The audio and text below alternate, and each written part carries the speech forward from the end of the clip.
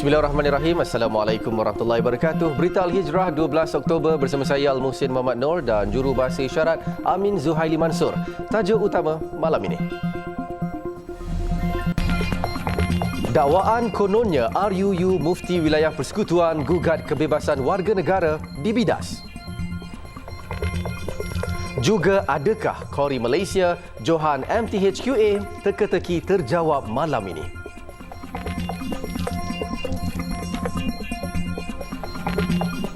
Adalah tidak benar dakwaan kononnya penggubalan rang undang-undang RUU Mufti Wilayah Persekutuan 2024 bakal menggugat kebebasan warga negara mahupun menyekat kebebasan individu sebagaimana dijamin Perlembagaan Persekutuan. Membidas dakwaan itu, Menteri di Jabatan Perdana Menteri Hal Ehwal Agama, Datuk Dr. Muhammad Naim Mukhtar berkata salah tafsir terhadap penggubalan RUU berkenaan hanya mencetus salah faham sekaligus membantutkan usaha kerajaan memperkukuh pentadbiran agama Islam di negara ini. Dalam kenyataannya hari ini, Datuk Dr. Muhammad Naim memberi contoh hak kebebasan beragama di bawah perkara 11 perlembagaan ialah untuk hidup beragama, bukanlah hidup tidak beragama. Dan hak kebebasan beragama bagi orang Islam ialah kebebasan untuk mengamalkan ajaran agama yang sebenar seperti ditentukan oleh ulil amri atau ketua agama. Malah katanya dalam penentuan ajaran agama Islam yang sebenar, ia hendaklah berlandaskan hukum syarak. Tegurannya itu ditujukan kepada semua pihak supaya tidak sesekali mencetus kekeliruan dalam kalangan masyarakat berkait RUU tersebut. Sementara itu, Datuk Dr. Muhammad Naim memaklumkan Mufti Wilayah Persekutuan hanya bertanggungjawab menentukan persoalan hukum syarak yang menyentuh undang-undang diri bagi orang Islam di Kuala Lumpur, Labuan dan Putrajaya. Beliau turut tidak menolak bahawa ada segelintir yang keliru dan salah faham terhadap fungsi dan kuasa mufti di bawah sistem perundangan negara. Jelasnya tindakan mempertikai kuasa mufti atas alasan penjawatnya tidak dipilih oleh rakyat atau muftis are not the people's elected representatives adalah tidak berperlembagaan. Malah kuasa yang dilaksanakan oleh mana-mana individu seperti mufti dan ketua pengarah keselamatan dan kesihatan pekerjaan adalah berdasarkan kuasa yang diberikan oleh akta mengikut bidang kepakaran masing-masing serta dibuat melalui undang-undang dan bukannya secara pentadbiran semata-mata. Menjelas lanjut berhubung RUU itu, Datuk Dr. Muhammad Naim berkata sesuatu fatwa yang diwartakan di bawah RUU Mufti adalah mengikat orang Islam sahaja serta terhad di bawah bidang kuasa negeri. Malah sebelum fatwa itu boleh mengikat, ia perlu diperkenankan oleh Yang di-Pertuan Agong dengan nasihat Majlis Agama Islam terlebih dahulu. Mengulas lanjut, katanya RUU Mufti digubal bertujuan mengadakan peruntukan bagi perkara yang berhubungan dengan mufti, penentuan perkara mengenai hukum dan doktrin syarak serta perkara yang berkaitan di wilayah-wilayah persekutuan sahaja. RUU ini memperuntukkan 9 bahagian iaitu bahagian permulaan, mufti dan timbalan mufti, jawatan kuasa fatwa, pengeluaran fatwa dan penentuan kiblat. Selain itu, jawatan kuasa falak syar'i, jawatan kuasa ruqyah hilal, jawatan kuasa pengawasan pengajaran agama Islam dan perunding akidah dan pelbagai lagi turut dimuatkan menerusinya. Menerusi RUU Mufti, pengasingan kuasa antara Jabatan Agama Islam, Mufti dan Mahkamah Syariah akan kelihatan lebih jelas. Sementara itu, perbezaan pandangan dalam akidah, fiqh atau tasawuf antara asatizah dan pendakwah mesti diurus dengan penuh hikmah serta adab bagi mengelakkan perpecahan. Itu antara resolusi pada Konvensyen Perpaduan Umat Islam 2024 Ahli Sunnah Wal Jamaah Asas Kestabilan Malaysia Madani yang diadakan buat julung kalinya bertujuan meleraikan sebarang perselisihan faham berhubung konsep Ahli Sunnah Wal Jamaah sebenar yang sering diperdebatkan. Menurut Sekretariat Konvensyen Perpaduan Umat Islam, Muhammad Nur Azam Bahadur, program tersebut diadakan bagi memupuk perpaduan umat Islam dengan menghimpunkan para mufti serta asatizah berwibawa untuk menyatakan satu resolusi yang sama. Jelasnya lagi, program buat pertama kali ini boleh dianggap perintis dan akan diperluaskan lagi ke setiap negeri bagi memberi kefahaman sebenar dan secara tidak langsung dapat mengelakkan aliran tersebut disalah tafsir oleh golongan ekstrim atau radikal.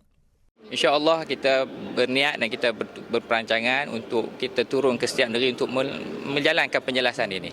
Bahkan sebabkan kesemua kita kata majoriti umat Islam di negara kita adalah berpegang di tanah Melayu ini dengan Ahlussunnah wal Jamaah, dengan Madrasah Al-Asy'ariyah Al-Maturidiyah ini. Tetapi walaupun begitu tetap perlukan kepada penjelasan, penerangan supaya kita sebut tadi hilang kekeliruan dan datang balik kefahaman yang benar. Dan dengan itu insya-Allah tidak berlaku lagi perselisihan, tidak berlaku lagi kekeliruan ataupun yang boleh bawa pada suasana yang tidak harmoni di tempat kita insya-Allah. Tambahnya lagi, program sedemikian dapat memberi gambaran jelas serta menjawab salah faham yang berlaku sebelum ini terhadap sesetengah amalan yang boleh menimbulkan keraguan atau mengelirukan. Konvensyen anjuran gabungan hampir 10 pertubuhan bukan kerajaan NGO itu turut sepakat menzahir sokongan agar rang undang-undang RUU Mufti Wilayah Persekutuan MWP diluluskan segera tanpa pengaruh politik, pribadi serta perbezaan pendapat dalam agama. Konvensyen Perpaduan Umat Islam 2024 yang berlangsung di Masjid Tuanku Mizan Zainal Abidin pagi tadi menampilkan mufti negeri-negeri serta asatizah tersohor seperti Wadi Anwar, Syekh Nazrul Nasir dan Syekh Ridauddin. Malam ini, Majlis Tilawah dan Hafazan Al-Quran peringkat antarabangsa MTHQA 2024 melabuhkan tirai dan sepanjang 7 hari berlangsung, 92 peserta daripada 71 negara bersaing sengit menerusi 4 kategori untuk merebut gelaran Johan. Adakah Qari Malaysia Muhammad Husaini Mahmur menepati ramalan untuk bergelar Johan bagi kategori tilawah pada malam ini? Sama-sama kita nantikan. Dan bagi merasai kehangatan malam terakhir MTHQA 2024, wartawan Nur Zatil Husna Zaharul Lail di WTC Kuala Lumpur kini bersedia dengan laporan langsungnya. Silakan Husna. Baik, terima kasih Muhsin di studio. Assalamualaikum warahmatullahi wabarakatuh. Baik, para penonton setia TV Al-Hijrah, pastinya anda sudah maklum yang kami sudah berkampung di Dewan Merdeka Pusat Dagangan Dunia Kuala Lumpur ini sejak 5 Oktober lagi untuk Majlis Tilawah dan Hafazan Al-Quran peringkat antarabangsa kali ke-64. Dan hari ini merupakan hari ke-8 dan hari terakhir untuk majlis perasmian penutupan dan pengurniaan hadiah. Dan pada penganjuran kali ke-64 ini, seramai 92 peserta mewakili 71 negara telah mempersembahkan hafazan dan tilawah mereka. Dan ini menyaksikan peningkatan sebanyak 19 negara baharu, iaitu 71 negara berbanding hanya 52 buah negara tahun lalu. Jadi kategori tilawah dan tilawah Al-Quran yang berlangsung pada sebelah malam menyaksikan seramai 53 orang peserta dari 35 buah negara, manakala kategori hafazan Al-Quran yang berlangsung pada sebelah pagi mempertandingkan 39 orang peserta mewakili 36 buah negara. Pastinya yang terdahulu menjadi tumpuan adalah 4 orang peserta tuan rumah, iaitu peserta tilawah Al-Quran Muhammad Husaini bin Mahmur dari Negeri Sembilan dan Nur Hidayah binti Abdul Rahman dari Terengganu, serta 2 orang peserta hafazan iaitu Muhammad Rifai bin Makzuki dari Kedah dan Putri Aminah binti Muhammad Hanif dari Kelantan. Untuk maklumat para penonton, Kebawah Duli Yang Maha Mulia Seri Paduka Baginda Yang di-Pertuan Agong Sultan Ibrahim dan Kebawah Duli Yang Maha Mulia Seri Paduka Baginda Raja Permaisuri Agong Raja Zari Sofia berkenan untuk berangkat dan menyempurnakan majlis perasmian penutupan dan pengurniaan hadiah. Jadi kalau saya boleh kongsikan sedikit suasana di Dewan Merdeka ketika ini, para penonton sudah mula mengambil tempat dan yang dijadualkan akan berlangsung bila-bila masa seusai keberangkatan masuk yang di-Pertuan Agong. Dan tadi saya sempat bersembang dengan para pengunjung dan difahamkan ada 8 buah bas dari pengunjung dari Singapura untuk memberikan sokongan dan dorongan kepada peserta mereka. Dan saya yakin ramai lagi peserta penonton dari pelbagai negara memenuhi Dewan Merdeka pada malam ini. Nah, kalau kita boleh tengok sendiri kat sini, sebenarnya tidak cukup tempat ya. Ada mereka duduk di atas lantai dan berdiri. Masya Allah, nampak sangat meriah dengan dibanjiri pencinta-pencinta Al-Quran. Dan semalam dan juga kemarin saya sempat berada di Dewan Merdeka ini juga, di mana peserta ramai sangat membanjiri sehingga ada yang sanggup duduk di lantai sendiri. dan insya-Allah bagi anda yang berdekatan boleh hadir bersama-sama untuk memeriahkan majlis, dan bagi yang tidak berkesempatan boleh saksikan secara langsung di TV Al-Hijrah dan juga saluran RTM. Dan untuk anda yang ingin menonton semula persembahan para hufaz dan qura sepanjang MTHQA ini berlangsung, boleh saksikan di YouTube Berita Al-Hijrah. Jadi setakat itu dahulu laporan langsung saya dari Dewan Merdeka WTC KL. Kembali kepada rakan setugas. Silakan Muhsin. Baik, terima kasih Zatil Husna daripada WTC KL. Dan bercerita tentang Qori Malaysia kategori tilawah, Muhammad Husaini Mahmur kali pertama berentap di peringkat antarabangsa menjadi cabaran besar buat beliau untuk terus mengharumkan nama negara. Walaupun sudah berkali-kali menyertai pertandingan tilawah Al-Quran sejak kecil, beliau tidak jemu untuk terus berguru, malah sebagai persediaan untuk majlis tilawah dan hafazan Al-Quran peringkat antarabangsa kali ini. Muhammad Husaini, 32 tahun, konsisten bertalaki bersama gurunya pada setiap pagi.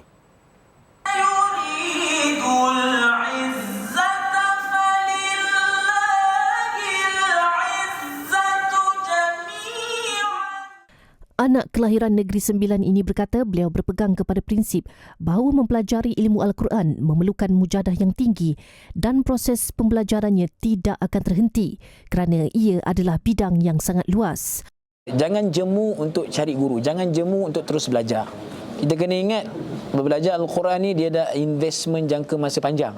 Muhammad Husaini telah memperdengarkan bacaannya pada 10 Oktober lepas dan berdepan saingan 38 lagi peserta dari pelbagai negara. Beliau yang sering menghiasi program-program di TV Al-Hijrah amat menghargai sokongan dan doa dari seluruh rakyat Malaysia yang memberikannya semangat untuk menyampaikan persembahan yang terbaik. Masa ni saya jujur saya rasa macam perasaan debar tu macam tak ada. Wallahualam, saya tak tahulah kan. Sebab kalau dibandingkan dengan peringkat kebangsaan tu debar sangat. Cuma di peringkat antarabangsa ni mungkin dengan doa-doa orang keliling kita ni dia menjadikan hati kita okey. Ada yang WhatsApp, hari ni saya datang ustaz bagi support dekat ustaz. Hari ni tengok subhanallah, dan bila saya duduk tadi tengok ya Allah ramai betul. Terkejut mak. MTHQA 2024 bakal melabuhkan tirainya malam ini dengan penentuan siapakah Johan bagi 4 kategori yang dipertandingkan. Alhamdulillah bertemu lagi. Elemen penjurian terhadap para peserta MTHQA ke-64 juga telah ditambah baik, menjadikan proses itu tugas yang bukan mudah. Jelas Ketua Pengarah Jabatan Kemajuan Islam Malaysia JAKIM, Datuk Dr. Sirajuddin Suhaimi, proses penilaian meliputi aspek tajwid, fasahah, kualiti suara serta ingatan, khususnya bagi peserta hafazan, antara komponen yang perlu diambil perhatian oleh setiap hakim yang dilantik. Datuk Dr. Sirajuddin yang merupakan pengerusi Jemaah Hakim MTHQA berkata terdapat peningkatan ketara dari segi mutu bacaan peserta yang memberi cabaran kepada para hakim untuk menilai mereka. Ada yang menampilkan mutu bacaan yang baik dan sukar kepada hakim untuk membuat penilaian yang istilahnya nak potong markah atau agak sukar. Namun begitu ada juga kedapatan muka-muka baharu yang mana kita meletakkan satu andaian ataupun tawaran agar mereka ni menyertai agar semangat untuk menyertai hafazan dan juga tilawah Al-Quran ni di negara mereka akan dapat dipertingkatkan masa ke masa, khususnya bagi negara-negara yang minoriti umat Islam. Beliau berkata hakim menilai berdasarkan bacaan yang diperdengarkan tanpa mengetahui identiti peserta bagi memastikan ketelusan dalam penghakiman dan mengelakkan sebarang unsur berat sebelah. MTHQA pada tahun ini menampilkan 15 hakim dari pelbagai negara dengan mengekalkan beberapa hakim dari Maghribi dan Turkiye selain hakim baharu dari Arab Saudi dan Indonesia. Sepasang warga emas yang tinggal di kampung Alor Gunung, Alor Star, terselamat dari ketiga-tiga gelombang banjir Kedah tahun ini kerana mendiami rumah tinggi. Walaupun air masuk, ia tidak menjejaskan kehidupan harian mereka. Apatah lagi kaki kiri si isteri telah dipotong akibat kencing manis. Sri Eva Mustafa Al-Bakri ada butirannya. Menurut Siti Khadijah Ahmad, 68 tahun, dia dan suami Abdul Rahman Hanafiah, 77 tahun, saban tahun kawasan kediaman mereka ditenggelami bah. Namun tahun ini lebih buruk daripada biasa.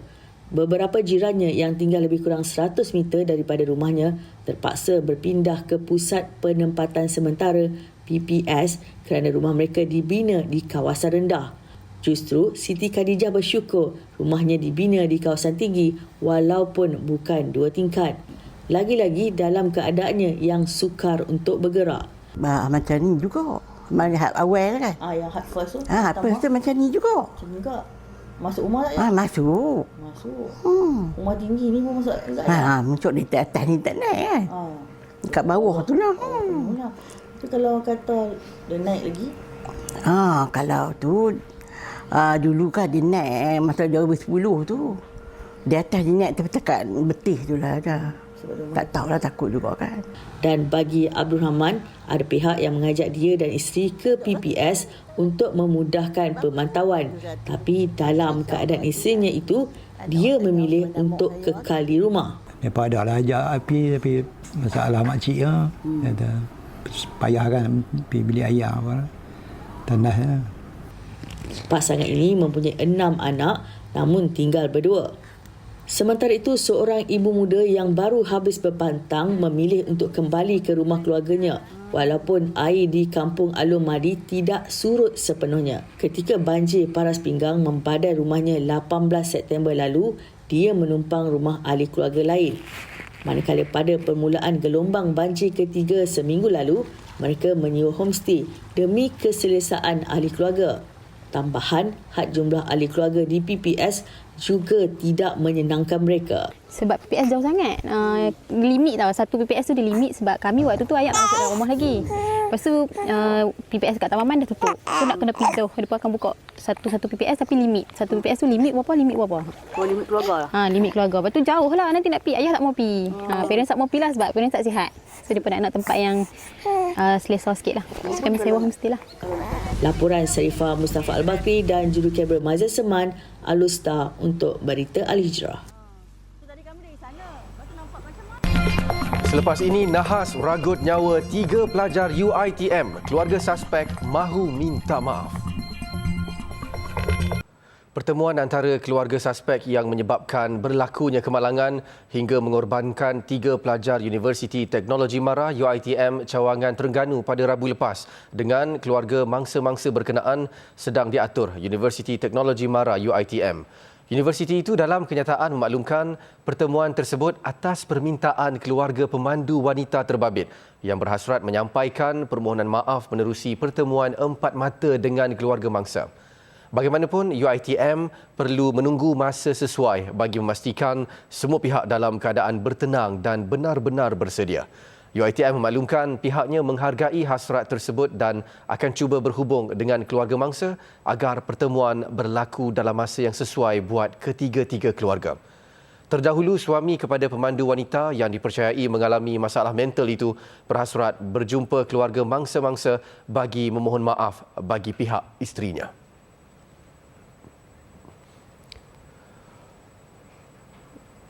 Polis membuka 3 kertas siasatan berhubung dakwaan seorang aktivis bahawa peniaga Medan Agro Key Farm di Cameron Highlands berasa terancam sebagaimana tular di aplikasi TikTok baru-baru ini.